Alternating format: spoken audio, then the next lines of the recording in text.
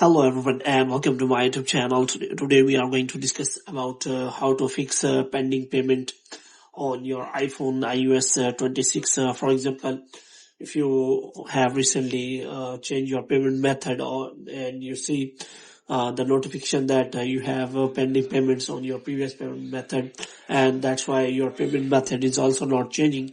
So if you want to fix that pending payment method, so how you can do that? For this, what you have to do, you have to simply watch this video completely. So without wasting any time, let's start the video. So first of all, what you have to do, you have to simply uh, uh, make sure that you are connected to a proper Wi-Fi and internet connection.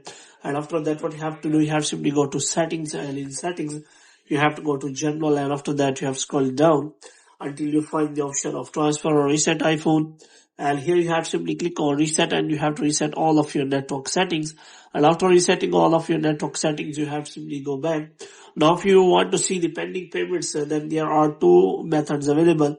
The first method is that you have simply open the App Store and you have to click on name or Apple ID here. And after that, you can simply click on name or Apple ID, and after that, you will find the new kind of interface in which you will find all of the options. The first one is manage payments, and you have to simply click on that. So here you can simply change your payment method, and you can simply check for the payments.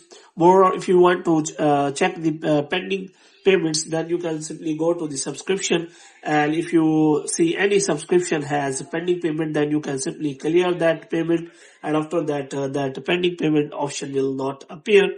So the second method is that you have to simply go to settings, and you have to click on name or Apple ID here, and after that you have to simply click on media and purchases, and you have to simply click on view account, and after that you will find the interface like the above. So you can simply go to the subscription settings again, and you can simply find any pending payments. After clearing the payments, you can simply able to change the payment method.